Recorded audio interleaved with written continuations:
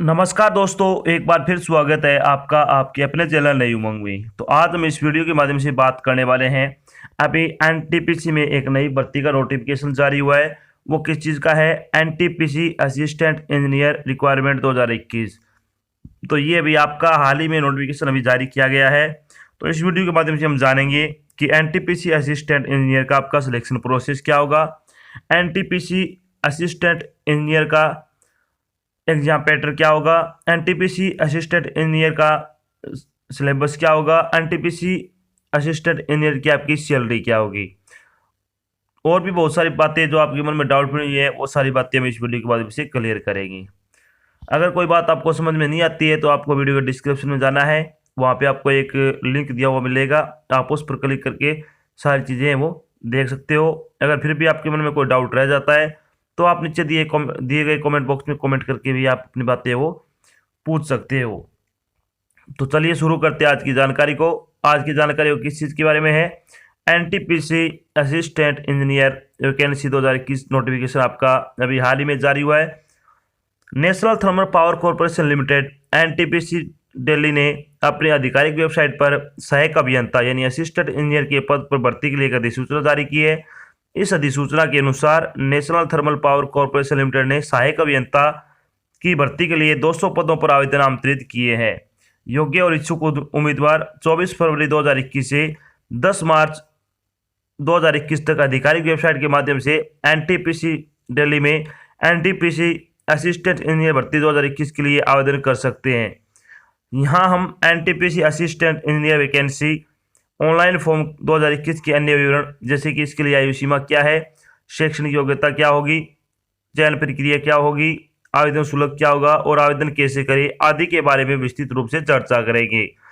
तो चलिए सबसे पहले बात कर लेते हैं शैक्षणिक योग्यता के बारे वैकेंसी डिटेल के बारे में, यानी कौन सी डिपार्टमेंट में कितनी वैकेंसी है। तो अगर पहले बात करें इलेक्ट्रिकल में कितनी है, अनरिजर्व या जनरल की 38 है, ईडब्ल्यूएस की 9 पोस्ट है, ओबीसी की 24 पोस्ट है, एससी की 13 पोस्ट है, एसटी की 6 पोस्ट है, टोटल आपकी 90 पोस्ट है।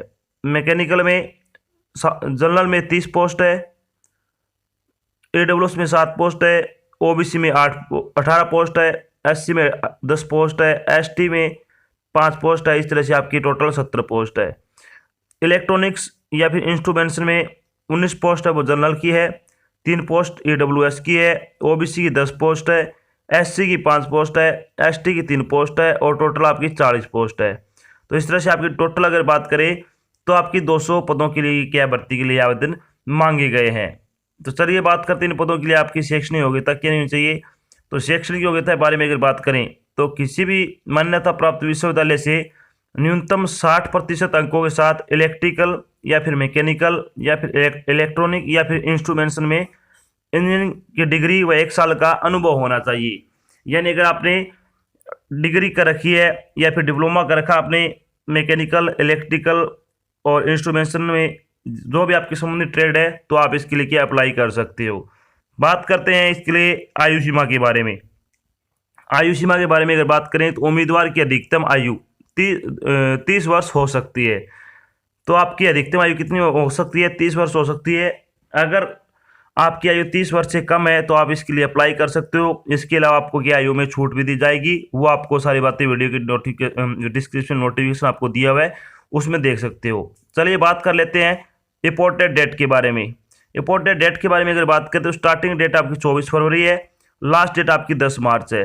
तो 10 मार्च से पहले पहले आप अपना फॉर्म भर सकते हो, उसके बाद के लिए आवेदन वो मान्य नहीं होंगे। चलिए बात कर लेते हैं एप्लीकेशन फीस के बारे में। तो एप्लीकेशन फीस के बारे में अगर बात करें तो जनरल, ओबीसी और ईडब्ल्यूएस के लिए 300 रुपये है, एससी और एसटी के लिए आपकी कोई फीस नहीं है। फीस का भुगतान आपको कैसे करना है? ऑनलाइन माध्यम से करना होगा। चलिए बात कर लेते हैं एनटीपीसी एई सिलेक्शन प्रोसेस, यानी एनटीपीसी असिस्टेंट इंजीनियर का आपका सिलेक्शन प्रोसेस क्या रहेगा। तो आपका सिलेक्शन है वो लिखित परीक्षा के आधार पर किया जाएगा। चलिए बात करते हैं एनटीपीसी असिस्टेंट इंजीनियर का आपका एग्जाम पैटर्न क्या रहेगा। अगर बात करें एनटीपीसी असिस्टेंट इंजीनियर के एग्जाम पैटर्न के बारे में तो इसमें आपके 2 पार्ट होंगे। पार्ट नंबर फर्स्ट में अगर बात करें तो इसमें जनरल इंग्लिश, क्वांटिटेटिव एप्टीट्यूड और रीजनिंग एबिलिटी 3 होंगे सब्जेक्ट। इन 3 सब्जेक्ट में से 50 क्वेश्चन आएंगे आपकी, 50 क्वेश्चन होंगे। और पार्ट बी में जो आपका एक सब्जेक्ट होगा कंसर्न सब्जेक्ट, जिस भी आप सब्जेक्ट से अप्लाई कर रहे हो, यानी आपके पास कौन से सब्जेक्ट में डिप्लोमा, जैसे कि इलेक्ट्रॉनिक्स में है तो आपके जो 70 क्वेश्चन आएंगे वो इलेक्ट्रॉनिक्स से आएंगे, मैकेनिकल में है तो मैकेनिकल सी के आपके 70 क्वेश्चन आएंगे। तो इस तरह से आपके टोटल 120 क्वेश्चन होंगे और आपको 120 नंबर का आपका पेपर होगा और आपको 120 मिनट ही आपको दिए जाएंगे पेपर को हल करने के लिए।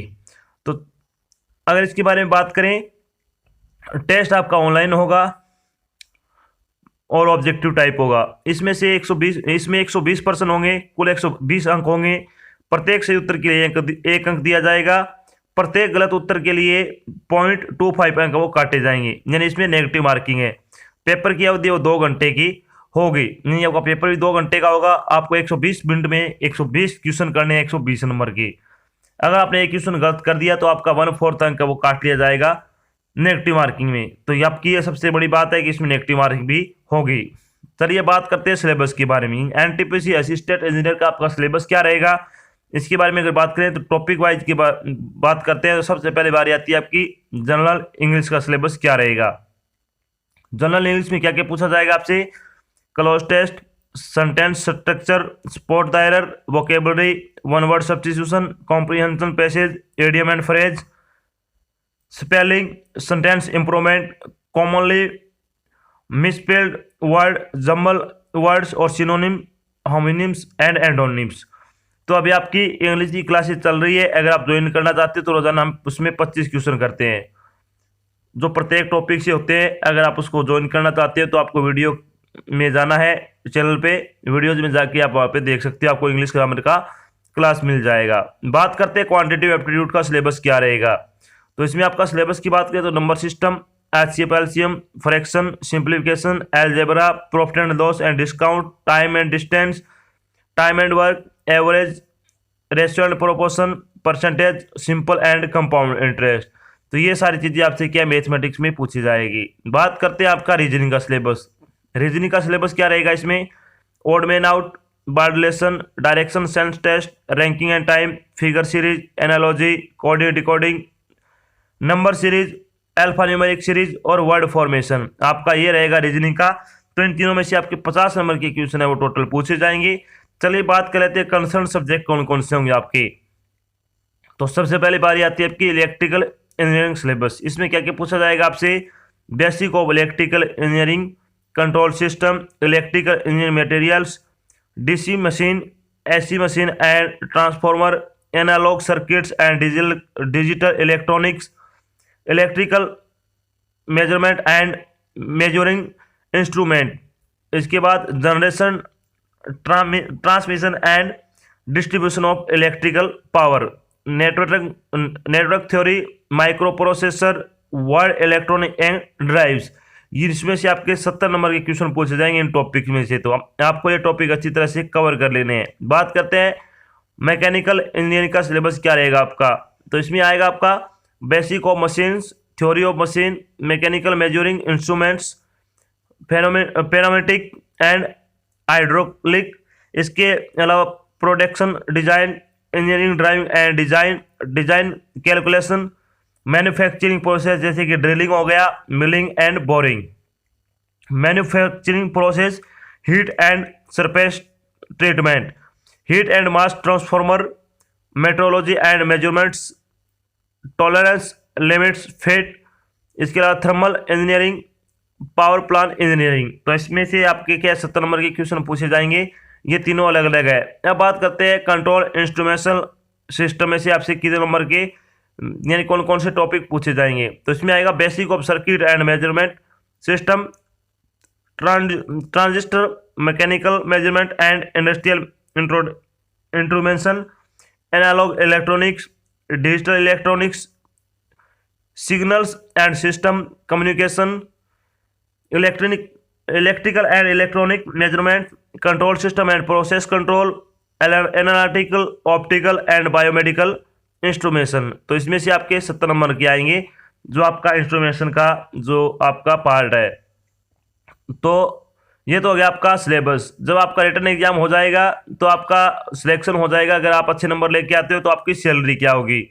बात करते हैं एनटीपीसी असिस्टेंट इंजीनियर की सैलरी के बारे में। तो ईओ ग्रेड, इसमें आपकी जो सैलरी होती है 30,000 से 1,20,000 प्रति मंथ के हिसाब से आपको सैलरी मिलेगी। अगर बात करें तो इनिशियल बेसिक पे आपका 30,000 रुपये होगा। तो इसमें आपकी अच्छी सैलरी है। अगर आप योग्यता रखते हो तो आपको फॉर्म जरूर भरना चाहिए। तो ये तो थी आपकी एक छोटी जानकारी जिसमें मैंने आपको बताया कि अभी हाल में एनटीपीसी असिस्टेंट इंजीनियर का नोटिफिकेशन अभी जारी कर दिया गया है। और भी साथ में मैंने डिस्कस किया कि एनटीपीसी असिस्टेंट इंजीनियर का आपका सिलेक्शन प्रोसेस क्या रहेगा, एनटीपीसी एई का आपका सिलेबस क्या रहेगा, एनटीपीसी एई की सैलरी क्या होगी, एनटीपीसी एई का एग्जाम पैटर्न क्या होगा, और भी बहुत सारी बातें जो आपके मन में डाउट बनी थी मैंने सारी बातें यहाँ पे क्लियर कर दी है। आशा करता हूँ मैंने आपको जो जानकारी दी है वो आपको अच्छी लगी और समझ में आई है। अगर जानकारी अच्छी लगे तो इस वीडियो को लाइक और शेयर जरूर करें। अगर आप चैनल पर नए हैं तो चैनल को सब्सक्राइब कर लेना। साथ में आपको इधर एक बेल आइकन दिख रहा है, उसको आपको प्रेस कर लेना है ताकि जब भी कोई नई जानकारी डाली जाए आपके पास उसका नोटिफिकेशन आ जाए और आप वो जानकारी जल्द से जल्द ज्वाइन कर सको। तो आज की जानकारी बस इतना ही। मिलते हैं एक नई जानकारी के साथ, तब तक के लिए जय हिंद, जय भारत, धन्यवाद।